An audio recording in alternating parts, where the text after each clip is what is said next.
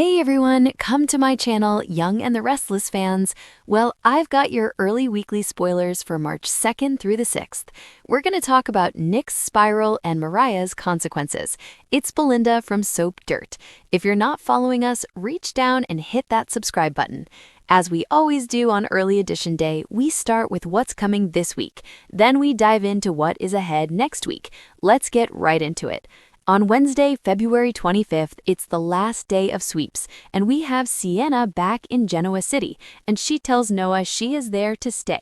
I mean, we'll see. I don't think so, but Sienna wonders if the Newmans will accept her, and Noah says sure, and then he tells her that Phyllis stole the family companies, and then Noah gets threatening text from some anonymous number, but Sienna looks at it and says that is Matt threatening him. It's basically him telling Noah he will see him in hell, so definitely a death threat. Meanwhile, Nick is irate that Matt Clark's charges were dropped and the guy's on the loose, and Nick is panicking about Matt maybe being on the ranch right now. Victor has his security team out searching for Matt, and he's also concerned about Nick's pain level, but he snaps at Victor that he will take care of Matt and then storms out. Nikki is also worried about Nick's pain and says the medication doesn't seem to be helping.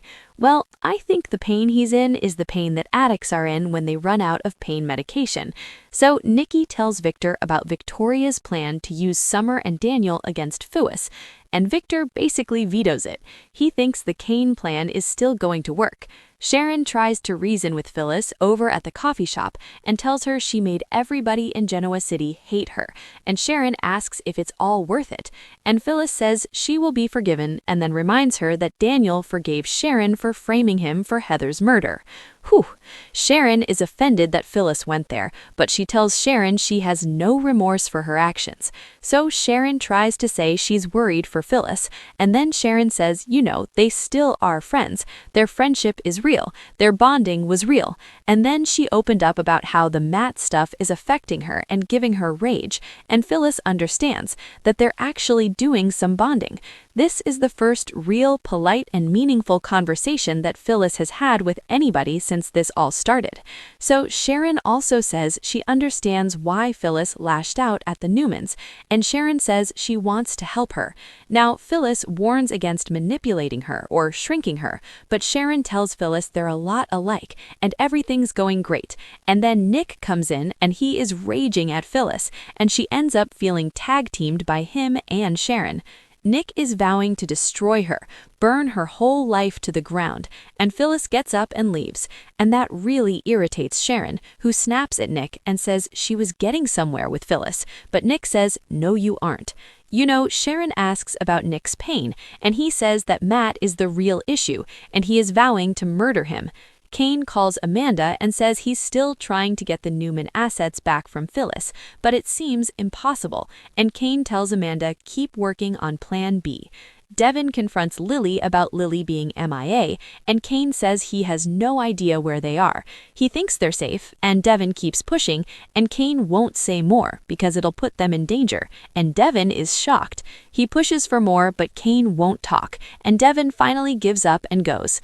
Phyllis shows up and tells Kane, yes, I got your messages asking to reunite, and she wants to know why he would want her after her betrayal. And Kane says he's not mad. He understands why Phyllis did what she did. And Phyllis reiterates that Victor was bluffing about Lily, and she asks about Devin and if Victor still has Lily, and Phyllis wonders if Kane is trying to seduce and betray her. But he's telling Phyllis she can fix everything for him, but she won't cave. So Kane traps her in the Kane train, and he says he's going to get what he wants, and he's got a huge guard there blocking the door, making sure that Phyllis can't get away. So now he's basically kidnapped her, which I think is funny. Thursday, February 26th, Kane admits something to Phyllis, and maybe it's he betrayed her. Maybe he's going to apologize, admit that he needs her to please give Newman Enterprises back to Victor. I cannot imagine anything Kane will say that will get Phyllis to do what he wants. I can't see anything. We'll find out. Noah is ecstatic that Sienna is back, but now he's afraid for her safety because Matt is free and obviously in town since he's texting threats. So Nick, Sharon, and Noah and Sienna talk about Matt. Detective James Burrow joins them, and I'm sure Noah, if he's smart, will show him the text. And Sienna may wonder if she's safer in Los Angeles or in Genoa City now that Matt is free. Nate and Devin demand that Victor tell them where Lily is, and we'll see what prompts them to go to Victor, since Kane wasn't really giving them a lot of info. Nate and Devin return from talking to Victor and tell Abby they have a lead and are going to go look for Lily. But I wonder if that lead comes from Kane or Victor, because I don't know why he would tell Devin any aspect of the truth, like, oh yeah, I did fake kidnap your sister, you know? Friday, February 27th, Audrey gets Sally to pause and think a minute before she makes a mistake, and this may be about taking Billy back or giving back Newman Media. Audrey doesn't want either thing to happen.